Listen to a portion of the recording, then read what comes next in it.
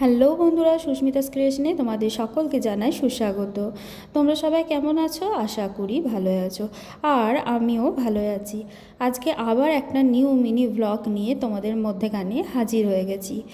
তো পৌষ মাস তো কবেই শেষ হয়ে গেছে, মাঘ মাসও প্রায় শেষের দিকে, কিন্তু আমাদের বাঙালিদের সবচেয়ে প্রিয় যেটা পিঠে পার্বণের যে পর্বটা সেটা কিন্তু আমাদের বাড়িতে এবছর সেইভাবে শুরুই হয়ে ওঠেনি।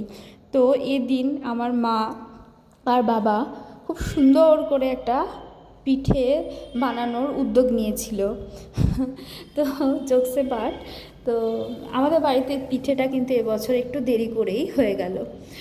আর আমি এদিন সন্ধ্যার সময় দোকান থেকে ফিরে দেখছিলাম আমার বাবা বেশ চালের গুঁড়ি আর মুগ ডাল দিয়ে খুব সুন্দর করে, মানে মুগ ডালটা রেডি করেছিল প্রথমে, মানে তৈরি করতে হয়েছিল মুগ ডাল, একটু নুন, মিষ্টি, রাঙা আলু, তারপরে হচ্ছে মৌরি, কাঁচা লঙ্কা আর আদা দিয়ে ভালো করে মুগ ডালটাকে করে নিয়েছিল নুন হলুদ দিয়ে। তারপরে সেটা চালের গুঁড়ি দিয়ে খুব সুন্দরভাবে মেখে নিয়েছিল।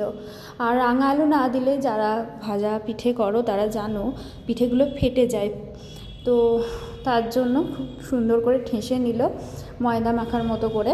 তারপরে পিঠেগুলো আমার মা এক এক করে গড়ে নিচ্ছিল, আর আমিও কিন্তু আমার কর্মক্ষেত্র থেকে ফেরার পর লেগে পড়েছিলাম সেই কাজে মাকে হেল্প করার জন্য। আমিও দু চারটে পিঠে কিন্তু গড়ে দিয়েছিলাম, আর মা এক এক করে ভেজে নিচ্ছিল। আর ভাজা পিঠেগুলো কিন্তু খুবই ক্রিস্পি হয়েছিল বন্ধুরা। আমি একটা খেয়ে তোমাদের দেখাবো, দেখতে পাবে ভিডিওতে, খুবই ক্রাঞ্চি হয়েছিল। আর আমাদের ভাজা পিঠে কিন্তু এরকম একটু ক্রিস্পি টাইপেরই করা হয়, যাতে খেতে ভালো লাগে। পরের দিন পর্যন্তও কিন্তু একদম ক্রিস্পি থাকে। আর আমাদের যে সেদ্ধ পিঠেটা দেখলে, এদিন কিন্তু সেদ্ধ পিঠেটা জাস্ট আমার বাবা আর ঠাকুমার আবদারে হয়েছিল ওই তিলের ছাই দিয়ে। আর আমাদের তিলের ছাইয়ের পুরটা মোটামুটি লাগে, আমরা একটু দিয়ে করি, ওই যে নারকেলের যে গুড় দিয়ে যে আমার ভিডিওটা যদি যেটা ভালো করে লাগে থাকে অবশ্যই লাইক, কমেন্ট, সাবস্ক্রাইব এবং শেয়ার করে দিন। সেটা আমরা খাই। তো সুস্থ থেকো, ভালো থেকো, দেখার জন্য।